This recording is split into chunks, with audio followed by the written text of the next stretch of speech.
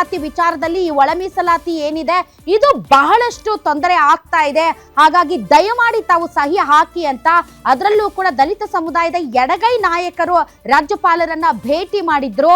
ಈ ಹಿಂದೆ ರಾಜ್ಯಪಾಲರು ಕೂಡ ಈ ಒಂದು ಮೀಸಲಾತಿ ವಿಚಾರಕ್ಕೆ ಸಂಬಂಧಪಟ್ಟಂತೆ ಇರುವಂತಹ ಗೊಂದಲಗಳ ಬಗ್ಗೆ ವಿವರಣೆ ಕೊಡಿ ಅಂತ ಕೇಳಿದ್ದರು. ಆದರೂ ಬಿಜೆಪಿ ನಾಯಕರುಗಳು ಕೂಡ ಹೋಗಿ ರಾಜ್ಯಪಾಲರನ್ನ ಭೇಟಿಯಾಗಿದ್ರು. ವಿಧಾನಸಭೆ, ವಿಧಾನ ಪರಿಷತ್ ಮತ್ತು ವಿರೋಧ ಪಕ್ಷಗಳ ಸಹಮತದೊಂದಿಗೆ ಅಂಗೀಕರಿಸಲ್ಪಟ್ಟಿತ್ತು ಒಳ ಮೀಸಲಾತಿ ಮಸೂದೆ.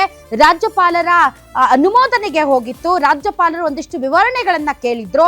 ಆದ್ರೆ ಈಗ ಕೊನೆಗೂ ರಾಜ್ಯಪಾಲರು ಈ ಒಳ ಮೀಸಲಾತಿ ಮಸೂದೆಗೆ ಅನುಮೋದನೆಯನ್ನ ಕೊಟ್ಟಿದ್ದಾರೆ. ರಾಜ್ಯಪಾಲರು ಅಂಕಿತವನ್ನ ಹಾಕಿದ್ದಾರೆ. ಇದು ಇದೀಗ ಬರ್ತಾ ಇರುವಂತಹ ಬ್ರೇಕಿಂಗ್ ನ್ಯೂಸ್. ರಾಜ್ಯಪಾಲರನ್ನ ಭೇಟಿಯಾಗಿ ಮನವಿ ಸಲ್ಲಿಸಿದ್ರು ಸಚಿವರ ನಿಯೋಗ. ಆ ಸಚಿವರ ನಿಯೋಗಕ್ಕೆ ಸ್ಪಂದಿಸಿ ಮಸೂದೆಯನ್ನ ಅಂಗೀಕಾರ ಮಾಡಿದ್ದಾರೆ. ಒಳ ಮೀಸಲಾತಿಯಿಂದ ನೇಮಕಾತಿಗೆ ವಿಳಂಬ ಆಗ್ತಾ ಇದೆ ಅಂತ ಮನವರಿಕೆ ಮಾಡಿಕೊಟ್ಟಿದ್ರು. ಮನವರಿಕೆಯ ನಂತರ ರಾಜ್ಯಪಾಲರಿಂದ ಬಿಲ್ಲಿಗೆ ಅಂಕಿತ ಬಿದ್ದಿದೆ.